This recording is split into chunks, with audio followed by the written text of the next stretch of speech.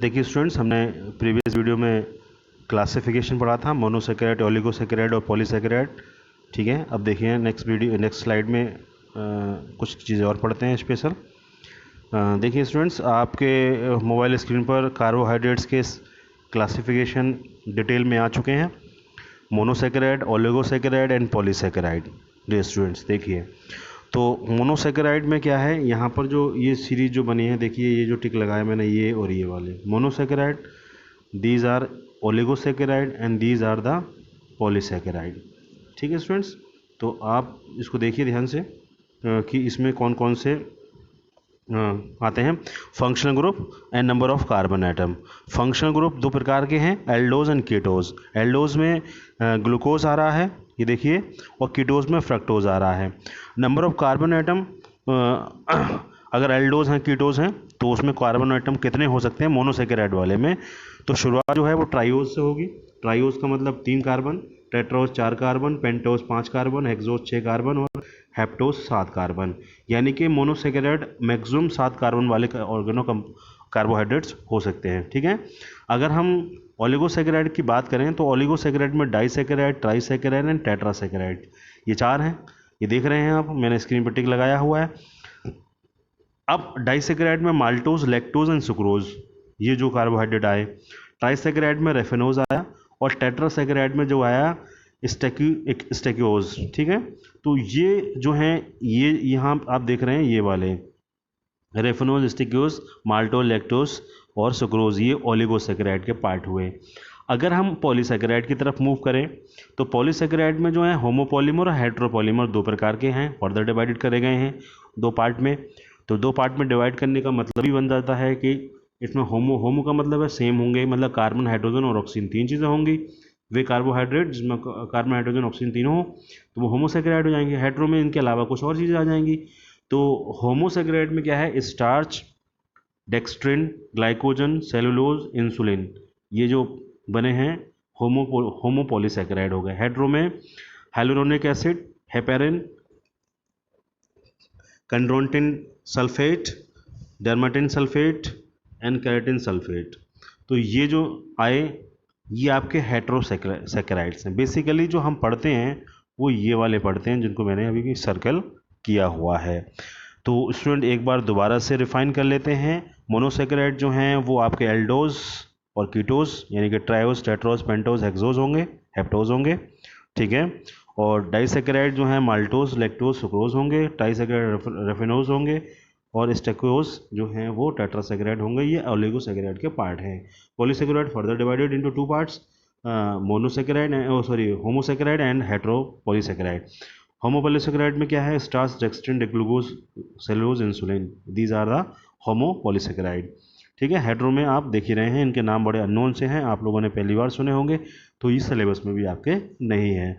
ठीक है, hyaluronic acid है, हेपेरिन है, कॉन्ड्रोटिन सल्फेट है, डर्मेटिन सल्फेट है, कैरेटिन सल्फेट है। देखिए आगे स्लाइड में मोनोसेकेराइड की अगर बात करें तो मोनोसेकेराइड क्या है, इसका एग्जाम्पल हमारे पास है बहुत बढ़िया, ग्लूकोज।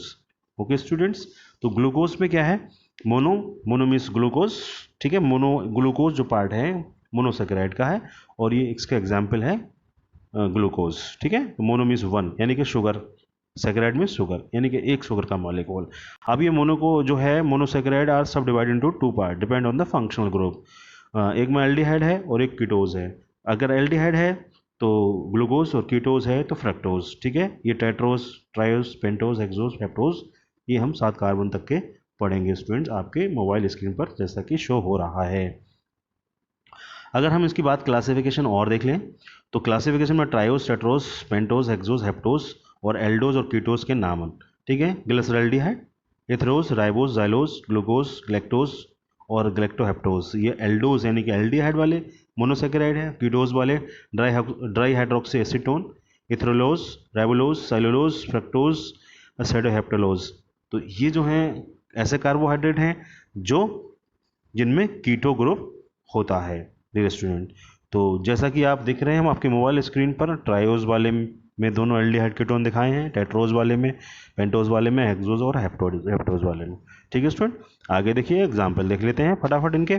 एग्जाम्पल में ट्रायोज में ग्लिसरॉल्डिहाइड और डाईहाइड्रोक्सी एसीटोन, यानी कि दोनों लिए हैं। इनमें इनके जो इंपॉर्टेंस है वो ग्लाइकोलिसिस में पार्ट करते हैं, लिपिड सिंथेसिस में पार्ट करते हैं, टेक पार्ट करते हैं। तो इनके एग्जाम्पल्स हैं और एग्जाम्पल के साथ साथ इनकी इंपॉर्टेंस है कि ऐसे कार्बोहाइड्रेट कहाँ कहाँ काम करते हैं। ट्राइडोज में डीएथेरोज मेटाबॉलिज्म में काम करता है, पेंटोज, राइबोज, ग्लूकोज और फ्रक्टोज, ठीक है।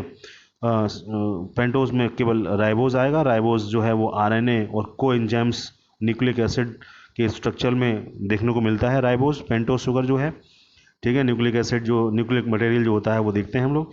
ग्लूकोज में क्या है, मेन शुगर है ग्लूकोज बॉडी का, ठीक है। फ्रक्टोज जो है वो converted into utilise by the body, जो फ्रक्टोज है वो ग्लूकोज में कन्वर्ट होकर, यूटिलाइज मतलब कुल मिला के ऐसा शुगर जो बॉडी द्वारा यूटिलाइज कर लिया गया है वो फ्रक्टोज बन जाता है। ग्लैक्टोज जो है वो ग्लैंड्स में देखने को मिलेगा। मिल्क बेसिकली मिल्क के रूप में है। मैनोज जो है वो ग्लाइकोप्रोटीन और ग्लाइकोलिपिड्स में देखने को मिलता है स्टूडेंट, जैसा कि आपके मोबाइल के स्क्रीन पर शो हो रहा है। तो स्टूडेंट देख रहे हैं आप ट्रायोस, टेट्राओस, पेंटोस, हेक्सोस, ठीक है स्टूडेंट। आगे वीडियो में मिलेंगे, नेक्स्ट वीडियो में नए टॉपिक के साथ में, इसका जो मेन पार्ट है ओलिगोसैकेराइड उसके साथ मिलेंगे। तब तक के लिए thank you very much student, have a nice day. Hello student, देखिए आपकी मोबाइल स्क्रीन पर टॉपिक है ओलिगोसैकेराइड। लास्ट वीडियो में हमने मोनोसैकेराइड पढ़ा था, आज हम पढ़ रहे हैं ओलिगोसैकेराइड। ओलिगोसैकेराइड में क्या होता है, 2 से 10 मॉलिक्यूल मोनोसैकेराइड के यूनिट मिलते हैं और ओलिगोसैकेराइड का फॉर्मेशन करते हैं। इसमें ग्लाइकोसाइडिक बॉन्ड बनता है, जैसा कि आप देख रहे होंगे यहाँ ग्लाइकोसाइडिक बॉन्ड जो है, यानी कि मोनोमर जब जुड़ेंगे ओलिगोसैकेराइड में तो ग्लाइकोसाइडिक बॉन्ड से जुड़ेंगे। हाइड्रोलिसिस के दौरान ये 2 से 10 molecule of sugar, simple sugar, it means कि ये मोनोसैकेराइड के 2 से 10 मॉलिक्यूल टूटने पर देते हैं। यानी कि ओलिगोसैकेराइड जब टूटेंगे हाइड्रोलिसिस के दौरान तो कम से कम 2 से और मैक्सिमम 10 मॉलिक्यूल ऑफ मोनोसैकेराइड प्राप्त होंगे हम लोगों को। तो इनको सब डिवाइडेड किया गया है, मोनोसैकेराइड, डाइसैकेराइड, ट्राइसैकेराइड, टेट्रासैकेराइड एंड पेंटासैकेराइड, जैसा कि ये देख रहे हैं आप यहाँ पर।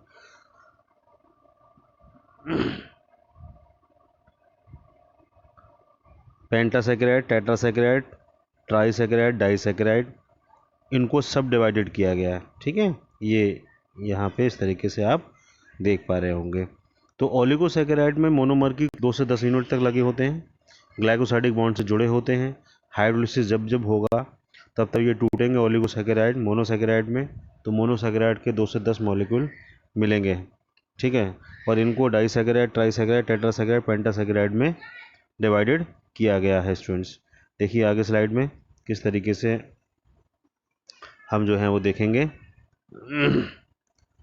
देखिए क्लासिफिकेशन ऑफ ओलिगोसैकेराइड। तो क्लासिफिकेशन ऑफ ओलिगोसैकेराइड में क्या है, बहुत सिंपल है। ओलिगोसैकेराइड को अगर हमने डाइसैकेराइड में कन्वर्ट करना है, यानी कि डिवाइड करना है, तो माल्टोज, लैक्टोज और सुक्रोज में, ठीक है। माल्टोज में ग्लूकोज के 2 मॉलिक्यूल्स मिलेंगे, ठीक है स्टूडेंट्स, आप देख रहे होंगे। और लैक्टोज में ग्लूकोज और ग्लैक्टोज मिलेंगे, ठीक है। और सुक्रोज में ग्लूकोज और फ्रक्टोज मिलेंगे। ये 3 हैं डाइसैकेराइड, यानी कि 2 मॉलिक्यूल मिलेंगे, ओके। मोनोसैकेराइड के 2 मॉलिक्यूल। और ट्राइसैकेराइड में क्या है, नंबर ऑफ कार्बन्स, ठीक है। मोनोमर के नंबर ऑफ कार्बन 3 होंगे, ओके।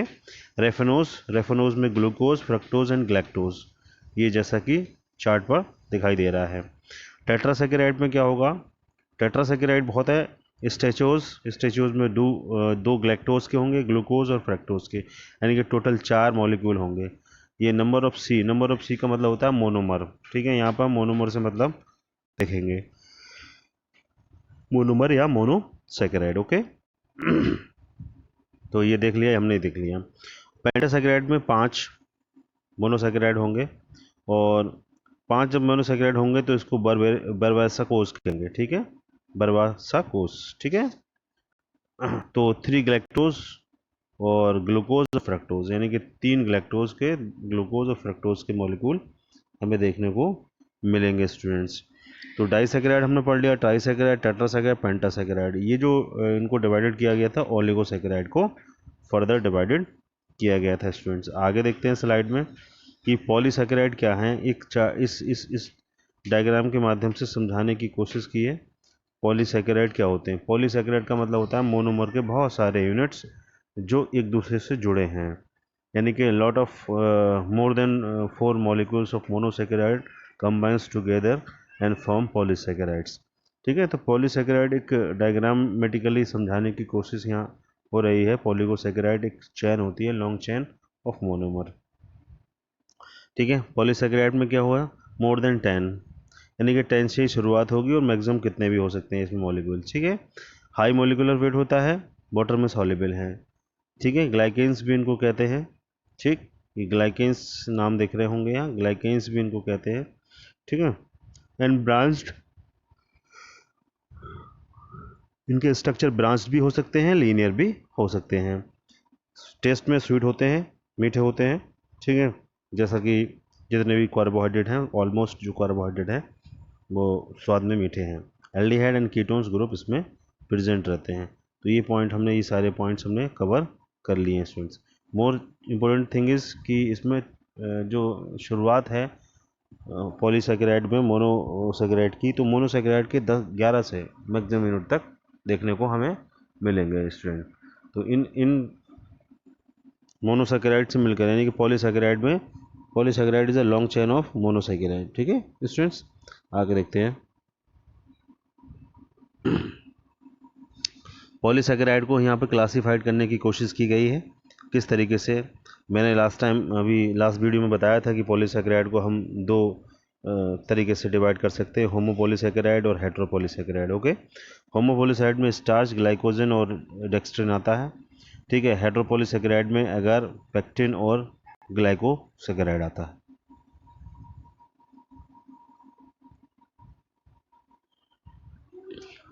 देखिए, होमोपॉलीसैकेराइड में स्टार्च है, ठीक है, ग्लाइकोजन है,